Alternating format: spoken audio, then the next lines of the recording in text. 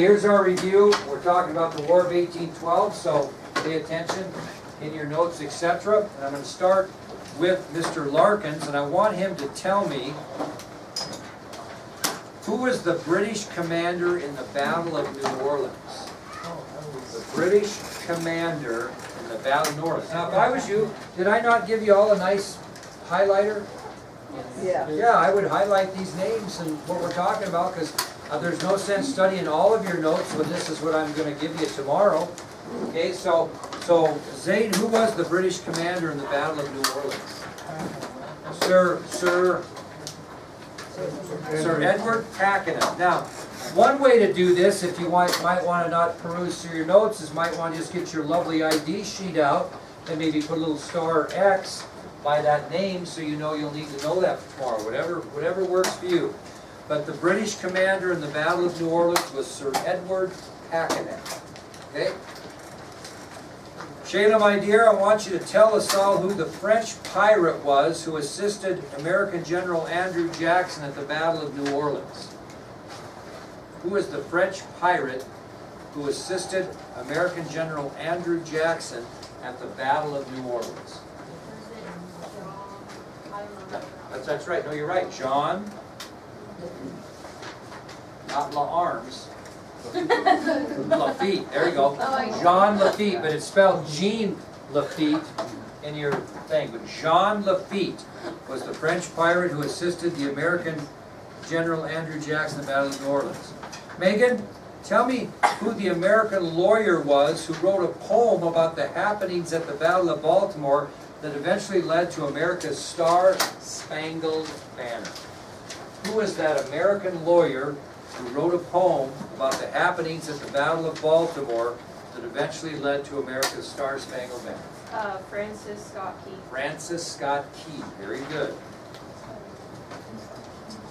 Cody, who was the American that was accused of crimes by the British that was held on a British warship during the siege of Fort McHenry? He actually was Francis Scott Key's client. What was that guy's name? That away. William Beans.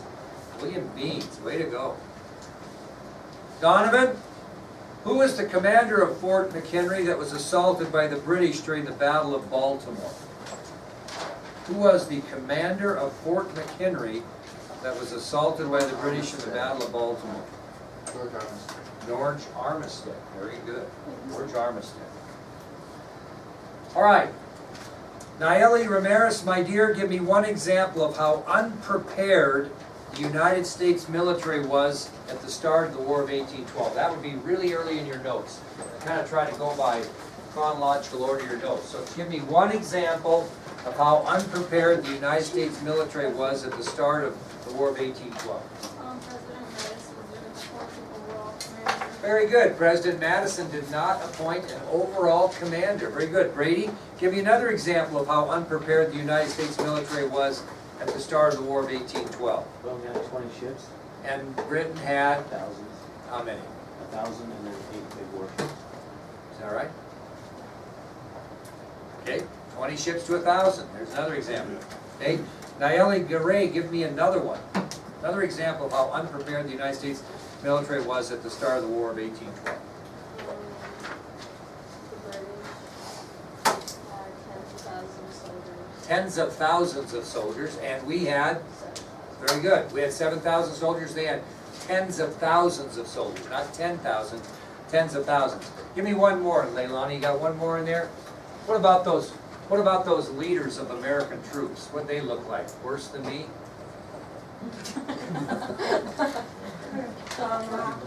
They were old and they were the ones from the Revolutionary War. That's right, they were old and they were ones that commanded in the Revolutionary War. You're going to need to know 2 of those 4. So pick out any 2 you want. You'll need to know 2. Here's the question. You have 2 examples of how unprepared the United States military was at the start of the War of 1812. Okay? All right. Logan, who invented the Congreve rocket? Who invented the Congreve rocket? Sir William Congreve. Sir William Congreve. You're gonna have to say Sir William, you're not gonna be able to put Congreve, because that's too self-explanatory. guy. Yeah, not the Congreve guy or the groovy Congreve guy. We're looking for Sir William Congreve. Shouldn't have any trouble spelling his last name since it's on the test, okay? All right. Dylan, I want you to name one of the 4 public buildings mentioned in the lecture that were assaulted by the British in the nation's capital during the War of 1812. Just one of the buildings that was. The White House? The White House, very good. Colt, give me another one. Was it, Nope. Holly? The Capitol. The Capitol building? Willow? The Library of Congress. And what's the final one, Brody? Treasury Building. That's right, you're gonna need to know all 4. All 4 public buildings that were mentioned in the lecture that were assaulted by the British in the nation's capital. White House, the Capitol, the Library of Congress, and the Treasury building, or the Treasury Department. Okay. William, tell me the size of the flag flown over Fort McHenry during the Battle of Baltimore. How big was it? was it 30 by 40 feet? Close. 30 by 42 feet. 30 by 42 feet. 42 feet by 30 feet. Make sure you know that. Size of the flag flown over Fort McHenry during the Battle of Baltimore, 42 feet by 30 feet. The correct way to do the dimensions would be length, width, 42 by 30. Okay? Andrew, what lucky break did the American forces at Fort McHenry receive on the first day of the Battle of Baltimore? We got a lucky break. Oh, so a cannonball hit their gunpowder The magazine. British cannonball hit what? The gunpowder magazine. In Fort McHenry. It did not explode. Okay, why didn't it explode? Huh? It was a dud, but there's a reason why it doesn't explode. Because when they shoot a cannonball, what's it got in it? A fuse, like a firecracker, and the fuse did not go off, okay? So the break they got, now listen carefully, the break they got is a British cannonball hit the powder magazine, and the fuse of the cannonball did not go off, okay? Here you go. So that can be like a short answer question. They are. We've had a lot of lucky breaks. No kid. And you know, and you guys didn't study the American Revolution. There were 10 things that happened. Here's an example. I'm off the cuff, but I want to tell you because she brings us up. That was awesome. So there was a American sniper by the name of Patrick Ferguson. We had snipers too. We had a sniper named Timothy Murphy. We were starting to train snipers in the American Revolution. Anyway, Patrick Ferguson was on a reconnaissance mission before the Battle of Brandywine, which was a crucial battle in the Revolutionary War. And he and 20 other soldiers were on reconnaissance, which means you're out ahead of your troops checking things out. Scouts, yeah. And we also, the Americans also had scouts. So anyway, Patrick Ferguson gets on this scouting expedition, and he looks through a grove of trees, and about 100 yards, he sees George Washington. So he aims and is going to shoot George Washington, which would have no doubt ended the Revolutionary War. And just as he was about to shoot, Washington's horse turned, and it put Washington's back in Ferguson's sights. And he was a man of honor and would not shoot a man in the back. Tried to capture him, was unsuccessful. He could have ended the Revolutionary War like that if he would have shot and killed George Washington. That's just one example of what Will's talking about. That's one example of 10 or 15 breaks that happened to the Americans that changed the course of history. So anyway, good job. All right, moving on. Let's see here. Jamie, name one of the 2 British warships that were hit and destroyed by French naval cannons during the bombardment of Fort McHenry. Name one of the 2. One of the 2 British warships that were hit and destroyed by French naval cannons during the bombardment of Fort McHenry. Devastation. What was the other one, Cesar? Don't boil over thinking about it.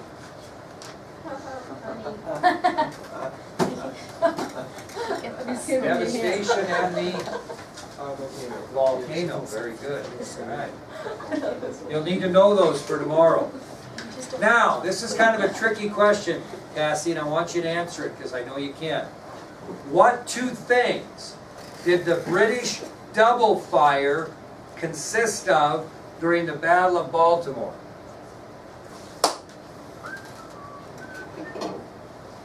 Will you say the question? Yes, I will.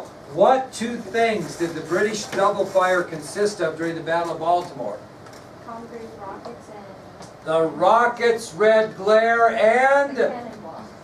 The Well, the bomb. bombs bursting in air. You don't ruin my whole thing here. Here's the answer one. What did it, what, oh, Jesus. What two things did the British double fire consist of during the Battle of Baltimore? The rockets, red glare, and bombs bursting in air. That's what I want for tomorrow. Okay? So you Like, want it's to really where Part we're of the gonna song. You don't want us to say concrete rockets. No, I want you to say the rockets, red glare, and the bombs bursting in air. I'm making a point. Are you being serious? Because you're smiling. No, I'm serious. I'm serious. I'm serious. I want the rockets, red glare, bombs bursting in air. That's exactly what I want. rockets right there. We all heard that. Bombs bursting That'd be okay. everywhere. Well, it's like 16 and 17, so whatever you want to do, as long as they are. Okay? That says the question, and 16 and 17. 16 I would put rockets, red glare. 17 I'd put bombs bursting in air. That'd be good. Okay, here we go. Let's see, who haven't I picked on yet? Oh, Marcus.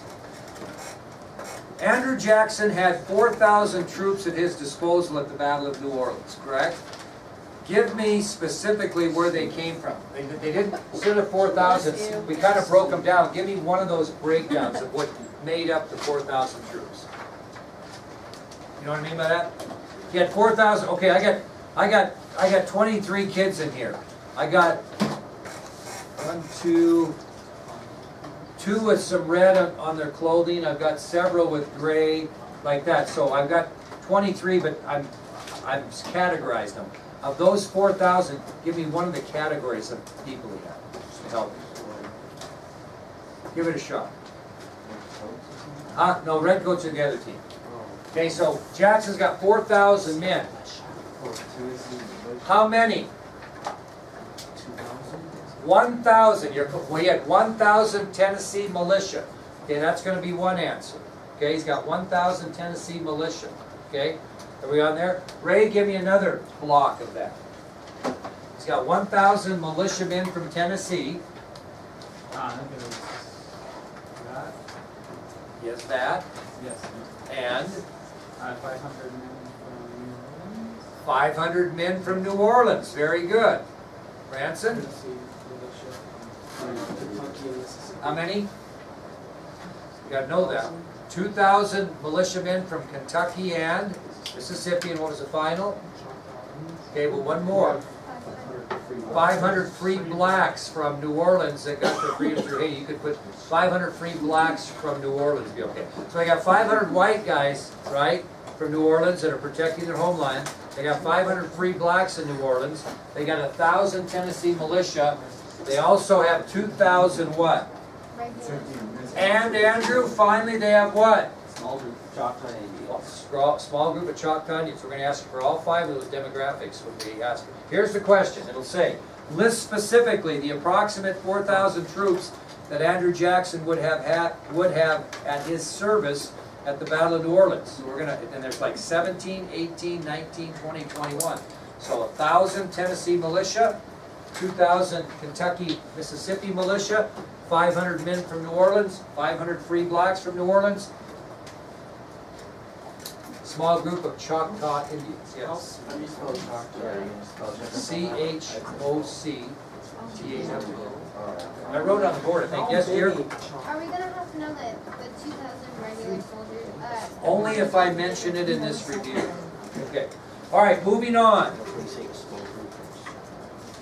All right, I really want a good explanation here. Have I called on everybody already? I'm kind of moving around pretty good. But Kaiser is kind of going to be the MVP of the day, so I want her to answer this question. You ready, dear? During the second assault on New Orleans by the British, what became the major issue for the British that led to their decision to quit the fight? On the second assault, what happened? What happened on the second assault that made them quit for the day?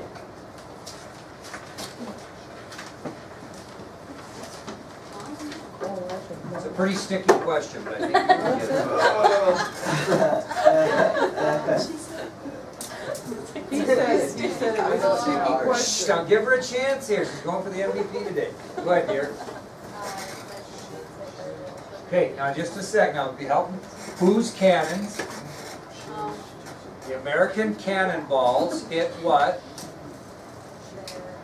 Who's there? The British sugar barrels that they were hiding behind, which spread sugar all over their cannons, and when the sugar melted, she's just being bashful because she's really quite a good student. So here's the answer. So here's what happened. American cannonballs hit barrels of sugar that the British were protecting themselves behind. This sugar spread all over, including all over the British cannons. When that sugar melted, it got sticky and gummed up the cannons so they would not fire. There you go. Good answer. It's a full credit. It's a full credit answer right there. Full credit answer. Okay, Ollie, here you go. During the third assault on New Orleans by the British, what grotesque weapon did the Americans use on the British, causing many casualties? Grape shot.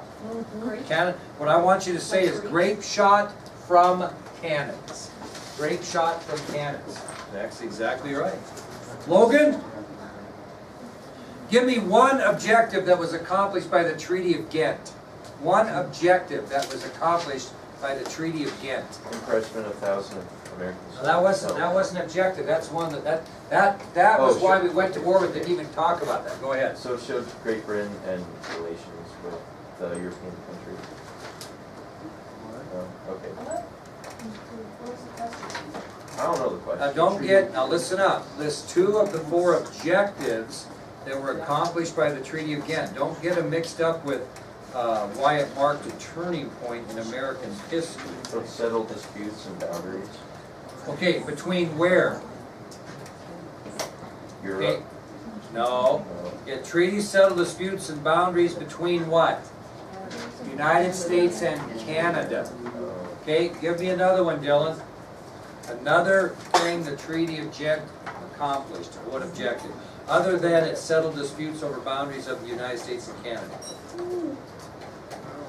I'm going to put you in detention prison if you don't get this right. What? What about them? They released all prisoners of war. Very good. Released all prisoners of war. On both sides. On both sides, yeah. Zane, another one. Zane?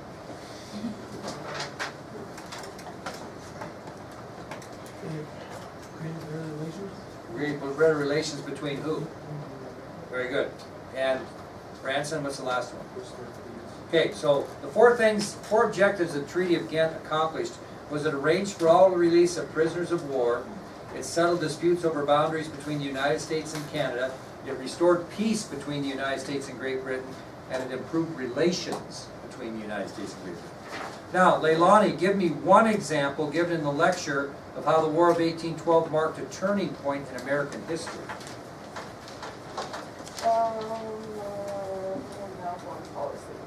What's that? Okay, after the War of 1812, the United States finally developed a foreign policy. Say who did that. The United States developed a foreign policy. Brady, give me another reason it marked a turning point in American history, the War of 1812. There's 5. Yeah. We became more independent of all of Europe. We became more independent. We, being the United States, became independent of all of Europe. Willow, give me another one. If we concentrated on our own issues in the United States, our own country, instead of worrying about foreign. Okay, pretty close. We began concentrating on our own country rather than worrying about foreign countries. Okay, foreign countries, not war. It didn't do with war. But something did have to do with war, Andrew. What's another turning point? We, for the next few years or so, we did not get into any wars. And we got in a war. We got in a war in our own country, the Civil War, but we didn't get. So during the next 100 years, the United States was not directly involved in any European wars, not foreign, European. Okay, because foreign could be China. Okay, European wars. Okay, So, let's see what we got so far. After the War of 1812, Leilani said we finally developed a foreign policy. After the War of 1812, Brady said we became more independent of Europe. After the War of 1812, the United States began to concentrate on developing on our own country rather than dealing with foreign countries, according to Willow. And according to Andrew, during the next 100 years, the United States was not directly involved in any European wars. What about the doggone respect issue there, Brody? Started gaining respect from foreign countries. Why? Because we Twice. Okay, so with our make sure you mention that, with our 2 victories over England, we started to gain a lot of respect from foreign countries. Okay, let's go through this one more time. Here's what you're going to have. 5 matching questions. George Armistead, William Beans, Francis Scott Key, Jean Lafitte, and Sir Edward Pakenham. Those are 5 matching. Short answer questions. These are all short answer. Give 2 examples of how unprepared the United States military was at the start of the War of 1812. Who invented the Congreve rocket? Name 4 public buildings mentioned in the lecture that were assaulted by the British in the nation's capital. What was the size of the flag flown over Fort McHenry during the Battle of Baltimore? What lucky break did the American forces at Fort McHenry receive on the first day of the Battle of Baltimore? Name one of the 2 British warships that were hit and destroyed by French naval cannons during the bombardment of Fort McHenry. What 2 things did the British double fire consist of during the Battle of Baltimore? List specifically the approximate 4,000 troops that General Andrew Jackson would have at his service at the Battle of New Orleans. That is 5 answers. During the second assault on New Orleans by the British, what became the major issue for the British which led to their decision to quit